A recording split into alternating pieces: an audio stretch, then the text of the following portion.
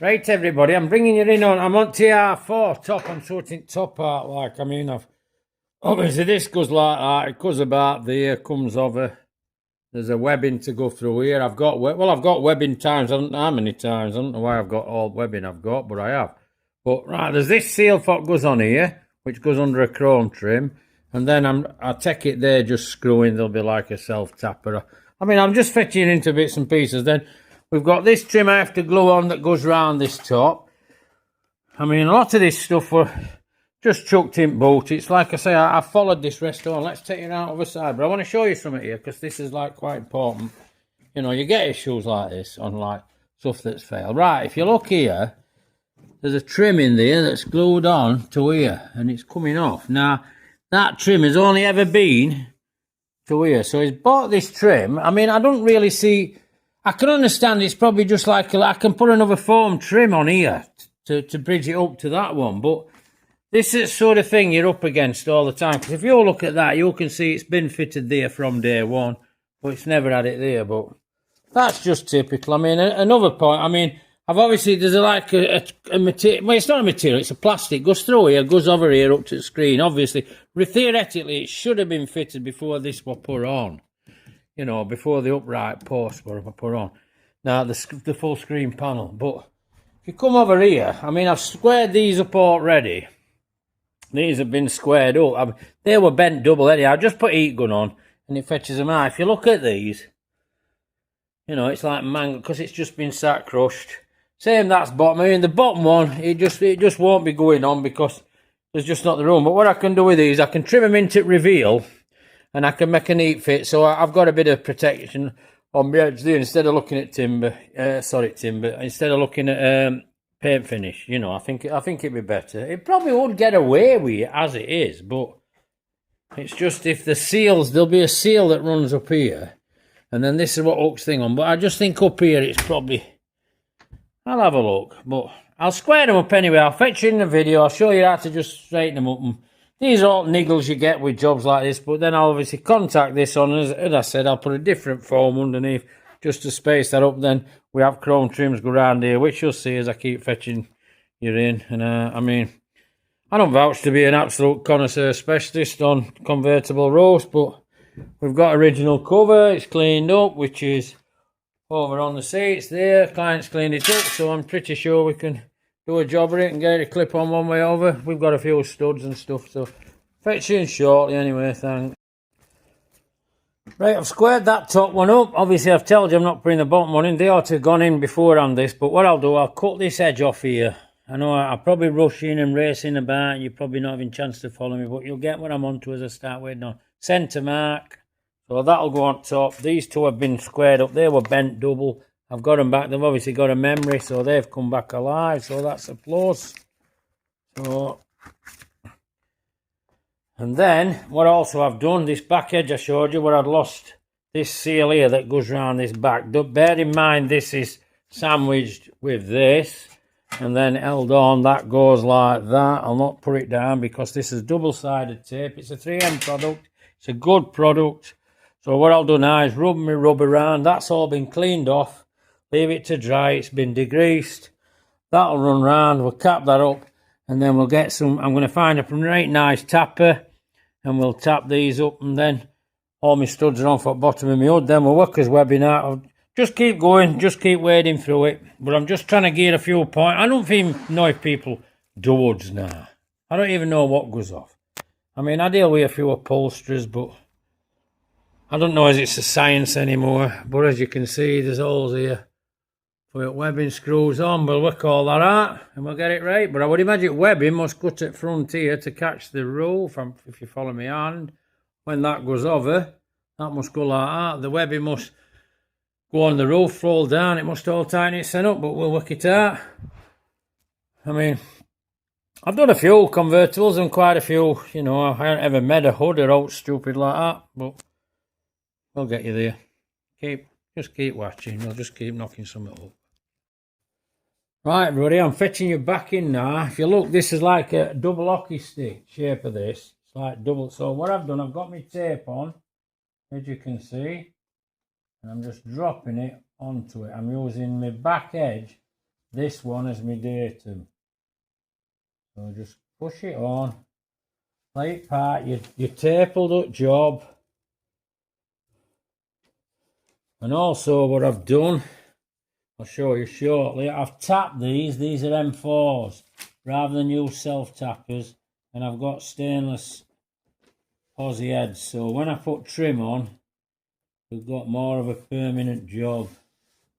But everything, like I showed you earlier, I'm coming right corner now, everything's been degreased, everything's been right. That's when you're using double-sided tapes, make sure you're super clean. Let them material just it'll guide its center. It's quite a good seal this actually, but it's better now I've actually took their thing out and I've actually used what I want to use. It's a lot better, so but I'll lip onto that shortly, so I'll go get my scissors. You watch here, I'll snip that end off and then we'll start putting some trims on, and then we'll put all the fixing pieces in and we'll have the roof good to go. So come along here. Oh, get a good set. If you're doing your own upholstery, well, you'll end up doing your own upholstery. I mean, you can listen to me, you don't have to listen to me, but what I'm saying to you is everybody just lets you down now anyway, so just get on with it. Don't bother. Nice fitting trim, nicely on, nice look on edge. Best you can get probably. So let's put some stainless, let's put trim round. Well, I think it's aluminium actually, I don't think it's stainless. So I'll put it round, start putting a few fixings in, fetch you back in. Right everybody, bringing you back in. Right, trims round. Let me show you this area here. It can be quite difficult, so you've got to put plenty of pressure down. You've tapped your holes in. You want to tap them in. You don't want self-tappers, trust me. Tap into, I know you ain't got a great deal of steel, but you're probably 1.2 mil on one of these old things. So just tap in, not much, not hard work. So do that, you're all sorted, everything's good. And then they're all the way around now. They sit down onto this rubber, it compresses in as you tighten it down. But listen, when you're tightening them up, you're only on, these are an M4, and they're a stainless posi pan head. So tighten them, but don't swing on them because they'll just pull through on thread. So, but that's done now. It gives us a datum. We can actually get top set up there. We can work a strapping out, work everything out now from here, and things should be, well, put it this way, we're going somewhere. And I mean, I'm more into SP250s, into darts with convertible tops, but I'm going to pull you up now shortly. I pull them bits through on screen bits, so we'll get screen nailed up, and I'll start up top now. Seals. These still have to be self-tappers. You can't, excuse me, you can't machine screw that. I don't like how it is. So I'm going to use that one with self-tappers. And then I think we are missing a few bits, because on the convertible roof here, on the straps, I'm sure there used to be like a little plate with two holes already in, so you could put your strap on. But let's see how we go. I'll keep fetching it in and out. Just a bit of something. If somebody's toying with one, I might give them a few pointers that help them out. I mean, I don't vouch to be the world's leading authority on convertible roofs, but I don't think there'll be too many left who are, so that's that. Right, everybody, I put the front trim on. Now, there were like a curved seal goes under here. Now, I've done this. I've actually laid it out in its track, put an hole through where each one is, then I pulled it down tight. It looks pretty good, like, sealed on, do you get, but it just seems better that side than this, but that's just typically convertible stuff. Not bad fit on back. It's nice there. Now, obviously, the roof comes over like this, then it hooks into an hook here, and then a press stud here, but I seem to be missing a few bits of rod for this front. I might have to make some. I'm sure I can. I'll just use some, make some on shrinker. But I started fitting up here, and then I would imagine it pulls over now. I've got a duck straps yet, so I'm going to have a look, see if I've got these bits of metal, if they're in one of these boxes, because it was just obviously an ongoing resto, and Well, it'll do for a stocking filler for your front channel, this. Usually a bit of a struggle of these convertibles, but I have a funny feeling we'll have to probably pull back off, clip front on, might be wrong, and then stretch it back down back. But let's see. I'll keep playing with you. You might even get another video on today. I'm not far off. Well, I'm not far off what I call a dry fit. It might need perfecting yet. Because I think this needs to come lower. I think before, I don't think that seal were ever in. Well, that seal does seem pretty robust. And it does seem like it'll keep water out if you get splashes under here. And obviously there's a drip as well.